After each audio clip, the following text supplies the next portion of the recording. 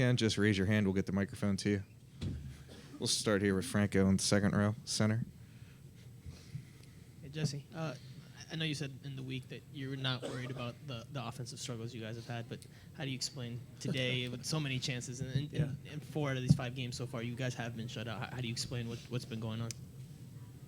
To be honest with you, I'm not sure how to explain it, right? I mean, I know that when I'm watching my team play that it's a good team and that we're, in many ways we're executing game plans the right way. And in a lot of these games, I think we come out in many ways as the better team on the day, but walk away with not enough goals and giving up too many. So obviously that is a recipe for losses. The one thing that I will say is that my belief in our team being a good team hasn't wavered at all. It's just a funny thing to see how things have materialized in these early parts of the season. I mean, you could almost draw a lot of little cliches and metaphors for what happened tonight as what's been happening in our season. So, we can't feel sorry for ourselves. The breaks will come eventually as long as we stick together and keep playing hard and keep playing well. Jesse, we'll go to your far right to Christian. Last year, Bradley was taking PKs, then he went off PKs. Yeah. Is he back with PKs? Will he be PKs moving forward? And can you just offer up an assessment on his play tonight? 10 shots and no goals yet this season. Yeah, well, it's Sasha and Brad are our penalty takers. And so it's up to them to decide who's taking penalties. I love that Sasha said, you know what, Brad, take it.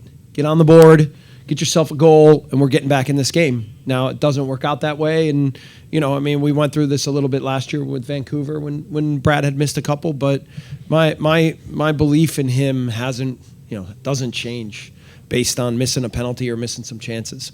Overall, I thought he was very dangerous, a handful for their center backs. And, it's incredible just that with all the good play he's had and the good positions he's put himself in that he hasn't been able to put them away yet. But they're going to come. I mean, I don't, I've said that already in the past and I'm going to continue to say it. He's going to score goals. It's just that's the player he is. We see it in training every day. We've seen it both of the last 2 seasons, so it's only a matter of time. Jesse, we'll go to your right to Eric. Jesse, when you look at the goals that have been conceded this year, I mean, you and your players have chalked up a lot of it to individual mistakes here and there. What do you think it was tonight that allowed them to get onto the board twice and win the game? I mean, the first play, it's a little bit of a breakdown, and we allow, a couple of plays to get away from us, and then they've created a 3-on-1, basically. So that's partly tactical and partly not dealing with a couple of plays coming at them. And then, the second one, Chris just gets a little too tight on Dwyer, and he's strong and clever, and he slips away, and now all of a sudden he's, right there at the goal. So hard to explain that. Hard to explain how we can create so many things and be so dangerous, and they don't create much, but wind up walking away with 2. Jesse, we'll go first to your right, front row. Hey, Jesse, I wanted to get your assessment on Connor Lade's play. I saw he was up in the offensive zone often. Just wanted to see what you thought about how he played tonight. Yeah, I thought he played well. Thought he took care of Graham Zusi pretty well on the whole night. Got forward and got some shots off, put some crosses in, was dangerous on the day. Pretty good. I mean, honestly, there aren't many guys that I look at and say had poor performances. It's just that collectively we gave a couple away and just weren't able to now execute and put one away. But that's going to come. Honestly, that's going to come. And trying to instill belief and remove anxiety from our group so that we can just go out and play with free minds and commit to who we want to be. So that's kind of where we're at. Jesse, to your left with Dan. Jesse, 2 questions. First, Duval, obviously first time playing center back. And how did you feel his performance was tonight? For the most part, very good. And then he just let the goal slip away from him. And that's often the difference between what it's like to play at outside back and center back. Is center back, you almost have to be 100% on the day with plays. And so he let one slip and it cost us a goal. But overall, for a guy who's filling in for us, who's trying to do the job at the best level that he can and committing to it and not afraid and competing, and he's going to be hard on himself. I saw his head down. I was trying to say to him, don't worry about it. Like he filled in great for the team tonight. It's just unlucky that now he lets one get away. And not to rehash what happened last week in New England, but Connor Lade, I don't know if the ball hit him or he got hit by Zuzi on that, whatever happened towards the end of the first half, and the whistle never blew because he was down for a bit. Was that, like, in your mind, like, that should have been blown at least to see if Connor's okay? Because he was down for a bit towards the end of the first half. I didn't. I thought at the time that maybe he might have been fouled. So, I was just trying to assess if it should have been a penalty. I thought Brad got clipped in the first half when Lloyd got a shot off. I think that could have been a penalty. Listen, I thought Kansas City played the game in an honorable way and played hard. I think, yeah. We'll go front row here in the middle. On your thoughts in the final third, do you think, in terms of, was it more your team's inability to convert chances or the way Sporting KC, their defense, and in particular Tim Elliott performed? Certainly the goalkeeper had a great night, right? Made some huge saves. You have to credit Kansas City in general to come here and get a shutout against what I consider as a good, I think we're a good team and we're a good attacking team. For them to get a shutout in our place, and that's a great accomplishment for them. Certainly on the day, their goalkeeper was their star. So, yeah. We'll go front row to Ivis. Jesse, how did you come to the decision to go with Chris Duval at center back? You had a rookie and Carroll on your bench. Moby Kugel's been in camp. What led you to go with him at center back? And also, where do you see your options going after this at center back? Do you have guys coming back? Do you think you'll sign a Kugel? Like, where does that stand? Not sure is the answer. We have, Moby's playing in our USL game tomorrow night, so we'll get a look at him. We're hopeful that Kamar Lawrence is day-to-day, so maybe he's available for Wednesday in San Jose. So that is an option. Zubar's day-to-day, so he's close. But we don't also want to just throw guys out there to get re-injured. So, we have – and then you ask about Zach Carroll. He'll play a little bit tomorrow night, and I think – he went through a little dip in form at the beginning of the year, but I think he's now gotten himself going again. So we'll evaluate if that's a decision we want to make. So – I'll be honest. It's not like I have all the answers right now. You guys are watching what I'm watching. There's a lot of really good things there, and I think for the most part that we've had good performances this year, and we've walked away with losses. So I've got to think hard about some of the choices, but also continue to instill belief in this team, and from the biggest reason being that I believe in them. I believe in what I'm looking at. I believe in our team, and I know we're going to be a good team. So it's just a matter of now getting some breaks and getting over the hump to where we want to be. We'll go second row center to Michael. Hey, Jesse, we all know how passionate you are. How are you personally taking this start to the beginning of the season? It's a good question, Michael. I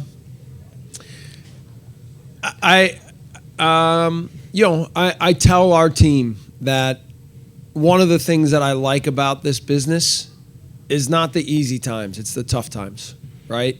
Because I think that the strongest people are the strongest in the toughest moments. And so whether it was as a player or now as a coach, I enjoy those moments, okay? And I make sure that in all ways that I'm hard on myself, that I look at myself first, but that I do everything I can to help our team be strong, have a good mentality, work hard every day to get inches closer to success at every moment. So right now, again, I said it earlier, but I look at myself first, try to figure out what I need to do to help these guys be the team I know they can be. We'll take two more. First to the left to Brian. Jesse, considering the frustration that's building with the lack of goals, Zizzo got a yellow card for running in to dispute a non-penalty call that he thought. How much does that concern you, that this is going to It's That manifests itself in something you really don't want. Well, yeah, I mean, but it's important that in our own way that there's a mentality and a togetherness and and in some of these moments, if you don't feel like you're getting what you should be getting from a referee or from a moment or whatever, that still, obviously without getting cards, but you've got to find ways of standing up for yourself, right? And listen, I'm not even going to go back to New England, but in these moments, like without having it be frustration, but having it be in a real strong ways, make statements that say that if you think that something needs to be done to correct something that you think isn't going the right way. We'll take our last one to Russ here on the right. With Felipe out on suspension because of the red card in New England, Sean Davis got a chance to start in that position. How did you think he did? Thought Sean did really well. And it's funny. I mean, he hasn't played that much for, I don't know, maybe he has 10 games under his belt, but I don't even think of him as a young guy or as like a rookie type player. I think of him as an established guy within our team that we know we can count on, and when he plays, we know what we're going to get, and that was again tonight. So certainly for me, he had a great night, and Dax wasn't feeling well, so that was one of the reasons why I took him off the field at the end, and I knew that even with Dax not being well or Dax not being on the field at the end, that Sean would be fine in there, and he was. So I thought really good performance for Sean. Thanks, Jesse. Thank you.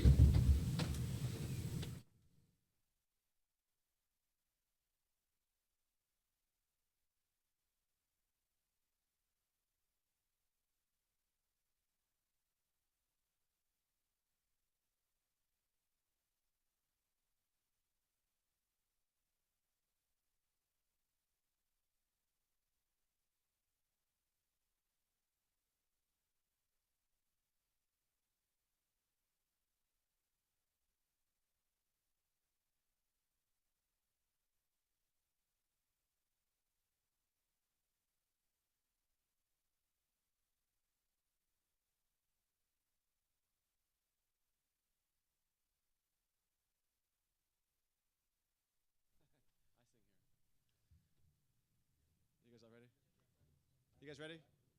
Everyone? Drink all that? Yeah, okay. We have Sporting Kansas City manager Peter Vermes. We'll open for questions. Bronco.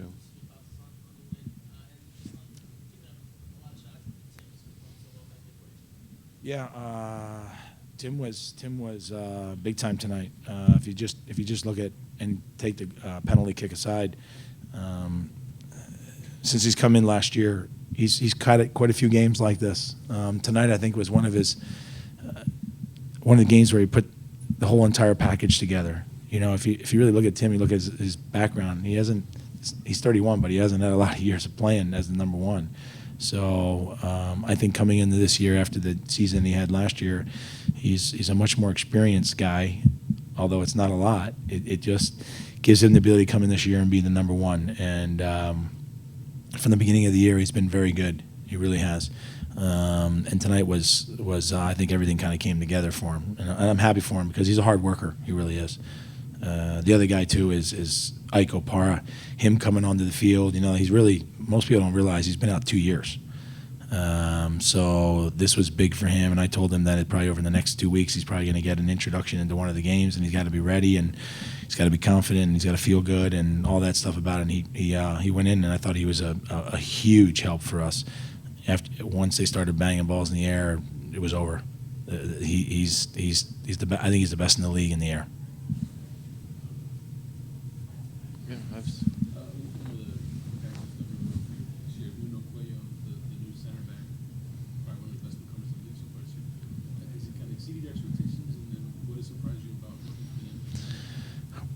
What I guess I'm really surprised about is how durable he is.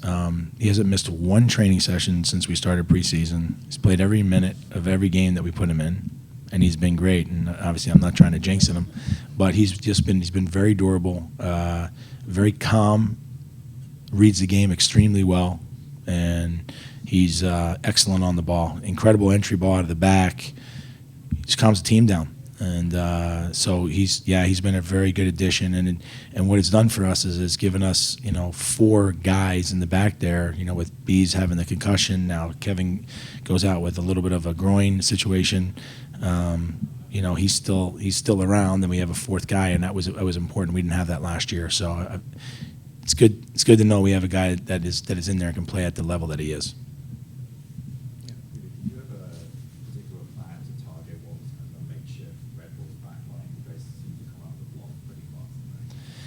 Well,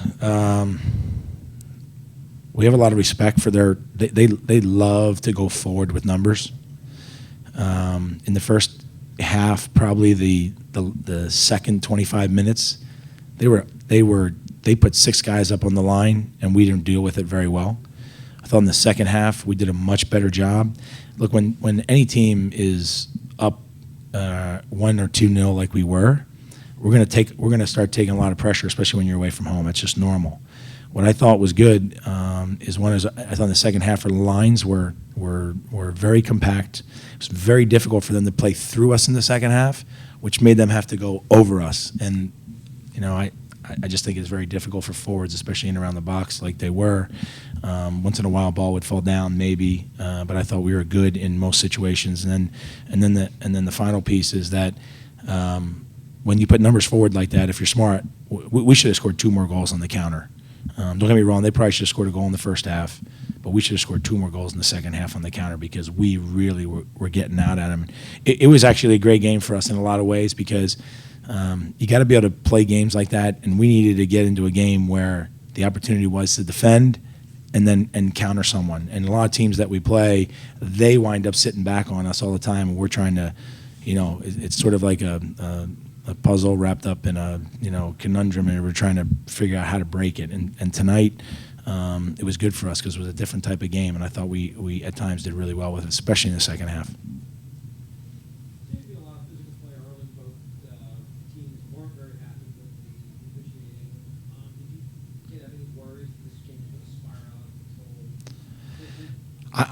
I don't know. I don't think I never really thought that the game was really all that physical. We've had other battles in the past year that were very physical. I actually thought that there was some calls in the game. I was kind of surprised. If 2 men are going up for a ball, usually somebody's going to fall down, and that's just the way it goes. But it seems like any more 2 guys go up for a ball and one falls down, it's a foul against the other guy. And I guess I tend to look at the game a little different. Maybe I'm a little more old school. And then, the stoppages sometimes are too much. They're just too much. They don't let the guys play enough. But I didn't see anything dirty from either team. Yeah, that part for sure. But I always had that problem. Just like at the end of the game, I felt that the referee tonight, when we were up 2-0, now he's trying to rush the game. Well, if the tempo of the game is the same, because it wasn't like we were doing anything, we're playing. I don't think our goalkeeper, I don't think our throw-ins, anything. The tempo of the game is the tempo of the game.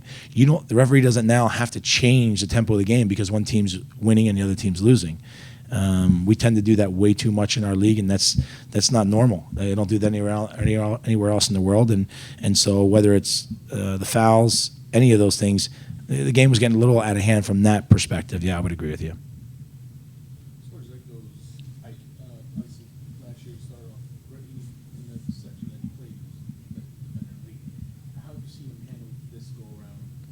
Because he's been through this a few times. How have you seen his kind of spirit and just approach fighting through this last week? It hasn't been easy for him. I got to give him a lot of credit because imagine 2 years ago he played a few games, and then he got the injury against Colorado. Then he plays the next year, and like you said, he's flying, and he gets injured again. And I actually thought that he was maybe really going to give it up. And I had a long talk with him, and he got over that piece, and he's worked really hard to get back. I think it was great that he didn't come in last year. I really do. I think it was great that he was able to go through a full preseason with us where he was healthy.